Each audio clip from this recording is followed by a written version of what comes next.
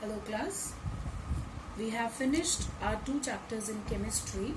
So now I am here with the next chapter, chapter number 3, elements, compounds and mixtures. So shall we start?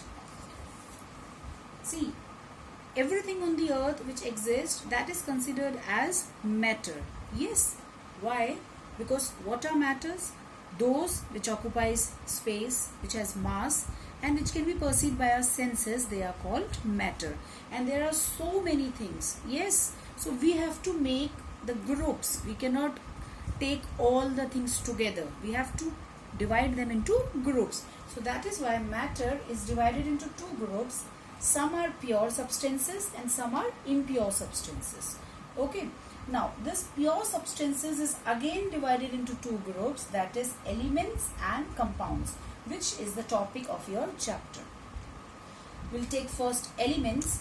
You know that so far we know total 118 elements, in which some are found through the nature and some were discovered by the scientist. So these 118 elements, they show different properties. So on that behavior, on that properties basis, they are again divided into 4 groups. First one is metals, non-metals, metalloids and noble gases. Most of you know about these elements. Yes, I know that you have studied this. I'm not going in very detail, just explaining you about the different groups of elements. Then coming on to compounds. Compounds are divided into 2 groups, the inorganic compounds and organic compounds. See, this you will study later on, okay? So I'm not going into this also.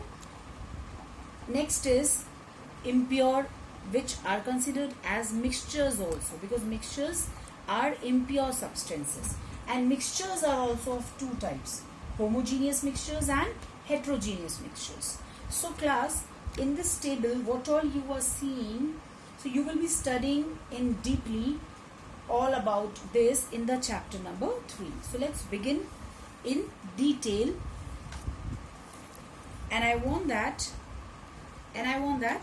everyone should have their chemistry book with you while you are listening to the video. So we'll begin first with the pure substances. Okay, what are pure substances? Pure substances are the homogeneous material which contains particles of only one kind and has a definite set of properties. So you can say that the substances which are of one kind only means there is no any other thing mixed into it. For example, iron, silver, oxygen, sodium chloride, sulfur dioxide. What are these names? These are the names of elements in compounds. So they all comes under pure substances. Now what are the characteristics of pure substances? It is homogeneous in nature. Why? Means they have only one kind of material, one kind of a substance in it only. That is why they are homogeneous. They have some definite set of properties and their composition cannot be changed by a physical method. Means physically if you want to try to change, you cannot do that. Chemically it is possible but not physically. So that is why pure substances are further divided into 2 groups, elements and compounds. So now we'll study about elements. So elements are basically pure substances only, which cannot be broken down into simpler substances by either by the physical method or by the chemical method. Suppose I give you one element, name it as sodium, and you want that उस sodium को छोटे छोटे टुकड़े करके आप अलग अलग कई सारे sodium बना. So this is not possible. You cannot divide, you cannot break down the elements into simpler substances. Okay. So now what are the properties? The characteristics of metals. They have bright metallic luster. They are good conductors of heat and electricity. They are ductile. And ductile means which can be broken or which can be drawn into sheets or into wires. Okay, this means they are malleable and ductile both. So malleable, which can be beaten into sheets, and ductile, which can be beaten into wires or which can be drawn into wires. They have high melting and boiling points. They are solids at room temperature, and they are sonorous, means they create a sound when struck by any hard object. So these are the properties of metals which comes under elements only. Since we are talking about elements, so one by one you will be talking about the different parts of the elements, which the first one is metals. But there are some important exceptions in metals as you've studied these properties, like mercury and gallium are liquid at room temperature. As we studied that metals carry the property that they are solids at room temperature, but there are two metals which do not follow this property. They are liquid at room temperature. So these are the exceptions which you have to remember. This is very important class, okay? And if you want, please do underline it also. Sodium and potassium are soft solids, as we studied that metals are hard, but sodium, potassium, they are metal, but they behave as soft solids. Zinc is neither malleable nor ductile. We studied, yes, that metals can be drawn into wires, they can be beaten into sheets, but zinc, we cannot do that. Tungsten is a poor conductor of electricity. We studied metals are good conductor, but tungsten and metal, a metal which is a bad conductor. Okay, so these were about the groups of elements only, the first one, that is metals. Then we move on to the second one, non-metals. Now we study about the properties of non-metals. These are totally opposite from metals. Which metals do the non-metals do not do? Like they do not have good shine, no bright luster, means shine only. They are poor conductors. They are not ductile, not malleable. Their melting and boiling point is low. They exist in all the three states, solid, liquid and gas, and they are not sonorous. Okay. They also have some expansions. What? Graphite has a luster and is a good conductor of heat and electricity, which is totally different from the characteristics of non-metals. Okay. Iodine has luster, means it shines. Bromine is liquid at room temperature. These are the exceptions. Please do remember them. Okay. Now we move on to the third part, that is of elements only, metalloids. Metalloids are those which show both the properties of metals and non-metals. Okay, they show the properties of metals and non-metals. You please remember and learn by heart the examples of metalloids, which are arsenic, antimony, bismuth, germanium. 4 are enough, etc. There are many, so you learn these 4. Okay, they show both metals and non-metals properties. Then we move on to noble gases. Noble gases are those which do not react with any other element, means they are also called inert gases. Inert, why? They are complete in themselves. They do not want any other as a helper, or they do not react with any other. They are complete in themselves. There are 6 noble gases.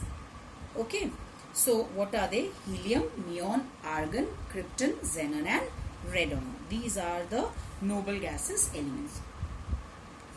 Okay, what are the properties? They are gaseous in nature. They are chemically less reactive, as I told you. They do not react with any other, but they help some elements which are not able to react. Okay, they occur in free state. Free state means कभी भी किसी के साथ जुड़े हुए नहीं आते हैं, वो अकेले ही exist करते हैं. They do not want any other as a helper or any other as a companion, like that. They occur in free state in air or atmosphere in small amounts. They also exist as monoatomic. Monoatomic means one atom. So if I write H2, this is called diatomic. Why? 2 atoms. Okay, this is not a noble gas. If I write helium, I cannot write helium like this. This is wrong. Helium is written only like this. Is the atomicity. This is called the atomicity. Atomicity of hydrogen is 2. And helium is monoatomic. Monoatomic means it has monoatomic, means it has single atom. Okay, all helium, neon, argon, krypton, xenon, radon, all these. Radon is basically radioactive in nature, and helium is the second lightest element. Nowadays, before we use hydrogen in balloons. Which balloons? The parachute balloons or these gas balloons. We use hydrogen in it. But now hydrogen catches fire as it comes in the touch of the oxygen in the air. But that is why helium do not do this. So now hydrogen is being replaced by helium, as it is the lightest element also. So now we are putting the helium gases in the balloons. Okay, so elements part is done. Now we'll come to the compounds part. What are compounds? Compounds are also pure substances only, and they are made up of 2 or more elements combined chemically in a fixed ratio by weight, and it can be broken down into elements by chemical methods. So compounds are made from elements only when we join two or more elements. For example, if you take an example of compound, that is, let us take CO2. You can see there are two elements, carbon and oxygen. They both are joined. So that is why it is called a compound. And if you want to break it, means if you want to break it into its constituents elements, जिनसे मिलके ये बना है, carbon और oxygen अलग करना है अगर आपको, तो this can be done. That is why it is written there that it can be broken into its elements. And the combining capacity of carbon and oxygen to form carbon dioxide is always fixed. They combine in a fixed ratio. Okay. For example, you can take H2O also. H2O also is a compound and it is always combined in a fixed ratio, that is 1:8. So this ratio cannot be changed. So examples are given: CO2, water, ammonia, NH3, and all these are the examples. Now there are so many characteristics of compounds are given. I'll read it fast, okay class, because they are easy, you can understand it. They are homogeneous in nature, yes, because we are studying about the pure substances. They have a fixed composition by weight. They always combine in a fixed ratio. Water का given है उसमें. It is formed from its elements. Yes, they are compounds are always formed from the elements. The constituent elements cannot be separated by physical. They are only separated by chemical method. ठीक है? The properties of compound are different from those of constituent elements. This means आपने दो elements को जोड़ के C और O, carbon और oxygen को जोड़ के कार्बन डाइऑक्साइड बनाया. कार्बन की प्रॉपर्टी अपनी अलग है, ऑक्सीजन की प्रॉपर्टी अपनी अलग है, और कार्बन डाइऑक्साइड की अपनी प्रॉपर्टी अलग है. ओके, सो कंपाउंड जिन एलिमेंट से मिलके बनता है, तो वो कंपाउंड एक नई प्रॉपर्टी शो करता है. ये नहीं कि वो कार्बन की भी शो करेगा, ऑक्सीजन की भी शो करेगा. No, it will have its own properties of a compound, not of its constituent elements. Okay, so this was the meaning of that point. Then there are some examples of the formation of a compound from its elements is accompanied by energy changes. Means whenever the elements react and they form a compound, sometimes energy is used and sometimes energy is given out. So in the formation of a compound, energy is absorbed and energy is evolved. So on that basis, they have given examples what type of reactions they are called: exothermic and endothermic. So exothermic reactions in which the energy is given out, okay, in which the energy is released. Endothermic is what in which the energy is absorbed. Okay, for example, it is given the photosynthesis process. In this, sunlight is an energy which the plants take to prepare their food. Okay, and the last property of compound is a compound has its own characteristic, own melting boiling point. Okay, means I told that compound properties are totally different from its constituent elements. Then we come on to the next part of the matter only. Impure substances means the mixtures. Mixture is a material obtained by mechanically mixing two or more substances. Mixtures are simply like we mix two substances together, they are mixtures. Mechanically we can mix, or practically we can mix like that. Okay, best example: air is a mixture of gases. It has nitrogen, oxygen, carbon dioxide, water vapor. Smoke is a mixture of carbon particles. Gunpowder is a mixture. Brass is a mixture of copper and zinc. Yes, now mixtures are divided into two parts: homogeneous and heterogeneous. Homogeneous are those which are mixed uniformly, means you cannot differentiate, and heterogeneous are those which are not mixed uniformly. Okay, they does not have a uniform composition throughout. So for example, homogeneous mixture is brass. If I give you a piece of a brass, you cannot tell that, ma'am, this is zinc in it and this is copper in it. You cannot tell that. So that is a homogeneous mixture. Yes. So the best example, like you have a chili powder at home. If you in a chili powder, you mix some red color powder, some red color, powdered red color, some other thing. Okay, so can you separate it that, ma'am, this is a red color and this is a chili powder? We cannot separate it. So that is a homogeneous mixture, because the substances which are mixed, they are mixed uniformly, and heterogeneous are those which are not mixed uniformly. For example, a rice has some stones in it. Yes, we can separate rice and stones. We can easily tell that, ma'am, stone is mixed in rice, which we can differentiate also. So that is a heterogeneous mixture. Or heterogeneous mixture, some more examples: soil is a heterogeneous mixture. A mixture of common salt and sulfur is a heterogeneous mixture. You can see in the book there the figures are given. Yes.